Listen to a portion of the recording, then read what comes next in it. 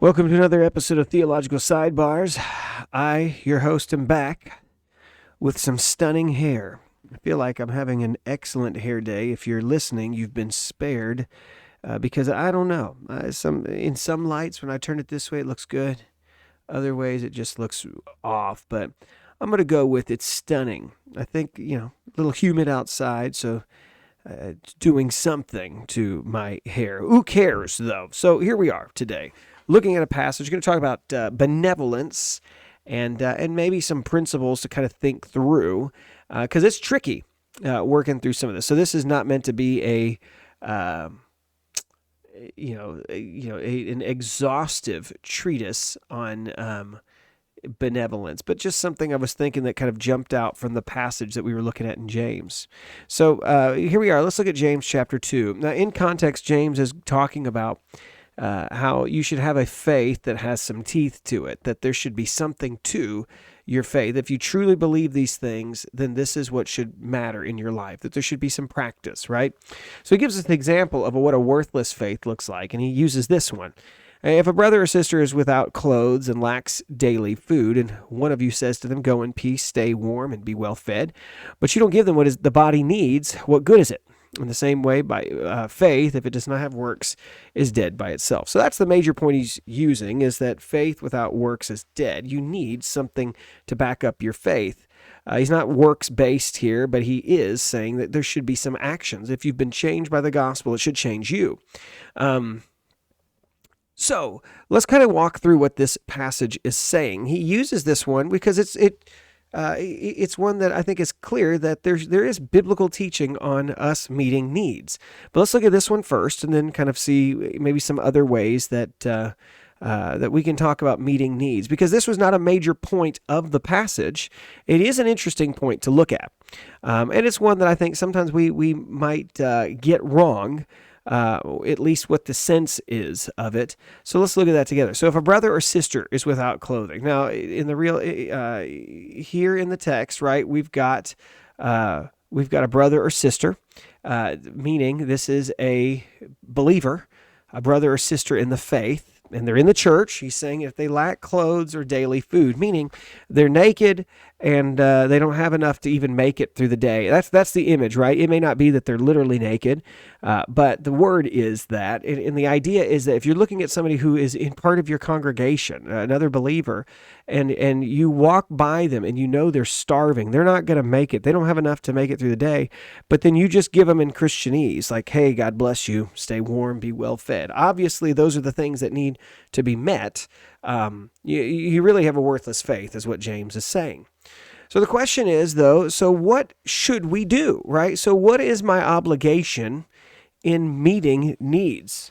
I've met somebody who took this passage as that, upon themselves, and then they took it upon themselves to say, okay, well then how can I do this, and how can I be okay with myself, and when there's so many hungry, homeless individuals around me.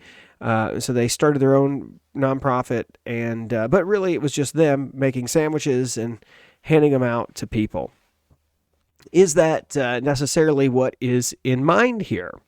A couple things we should probably think through. So let's grasp first and foremost what this passage is teaching us. So, once again, this is about believers seeing other believers. Now, there are other places where we will see something similar taught. So, for instance, in 1 John 3:16, this is how we have come to know love. He laid down his life for us. We should lay our lives down for our brothers and sisters. So, similar idea of others in the faith, other believers.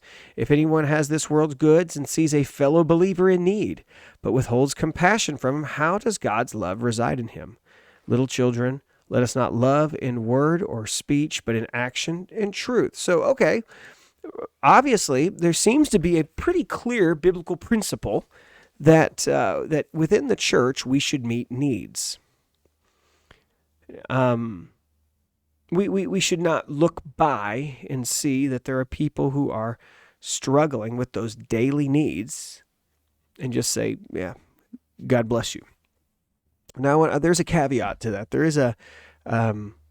There are some things that we need to kind of process, but that seems to be the general sense. So let's give you one more time Because in James' passage, it seems to be very similar of what Jesus is teaching.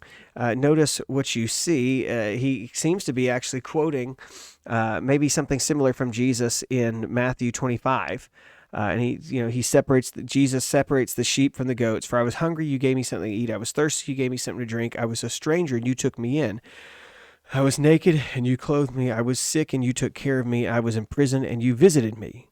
The righteous will answer, Lord, when did we see you hungry, feed you, thirsty, and you give you something to drink? When did we see you a stranger and take you in, or without clothes and clothe you? When did we see you sick or in prison and visit you? And the king will answer them, truly I tell you, whatever you did for one of the least of these brothers and sisters of mine, you did it for me. Now, there's a huge debate about what that passage is about. Who is Jesus speaking to about people who have done this? It seems pretty clear that this passage is talking about, once again, believers, the least of these, meaning that's usually a phrase that's used of followers, but it seems to be that these are believers, so brothers and sisters of mine. And so this probably is about those who, as they were traveled through, as other believers would come and itinerant preachers and missionaries would come through, were they taking care of them? Were they blessing them and clothing them, especially as they were having it hard on them, as if they were fleeing persecution, things like that. And so Jesus is making it clear that they should have taken care of their own. And so that's a major principle that I think all of us need to get through. First off, the first strongest thing that we can say when it comes to a benevolence is that we take care of our own. Okay? That's the first and foremost thing. That we're not, I'm not saying we're not, but we're not commanded in these particular passages that we have to meet every need that we see. Right now, if a true need pops up within the church, we should. That's why I think it's good for churches to have benevolence funds so that we can help maybe meet some of those needs. But I will say that this is not saying, I don't think the point of these passages are, get a benevolence fund for your church so you can meet those needs. I think it's a good thing to have, but I think this is incumbent upon each believer to look and see, what do you know? If somebody is struggling, how can you help? Okay. Now, I think it'd be interesting for just a moment, by the way, to just look at a few examples from the Old Testament, because this seems to be the standard in the Old Testament as well when it comes to how do we treat the poor. And you don't see this like blanket, every need that you can find, you better do, right? Though I think that's there. I think we should try to help as we see them. I think the church should try to, but I don't see this command that it's like every instance of poverty you have to try to meet. So just give you a couple examples. If you were just to kind of walk through references to the poor in the Torah, right? Let's just go with the Torah. Exodus 22:25, if you lend silver to my people, to the poor person among you, you must not be like a creditor to him. You must not charge him interest. So as you treat the poor in your own people, the people of Israel, make sure that you're not going to charge him interest. You're not going to try to get more out of him. Don't show Exodus 23:23. Don't show favoritism to the poor person in a lawsuit. Exodus 23:6. Do not deny justice to a poor person in a lawsuit. And so making sure that the poor are protected, that they're not going to be stepped on, is important. Then you get to some of these things. I think this is really an interesting thing. This is where I think maybe there's some room for us to think through having basic generosity. You'll see this in Exodus 23. But during the seventh year, you're to let it rest. Talking about the land, their farms, and leave it uncultivated, so that the poor among your people may eat from it, and the wild animals may consume what they leave. Do the same with your vineyard and with your olive grove.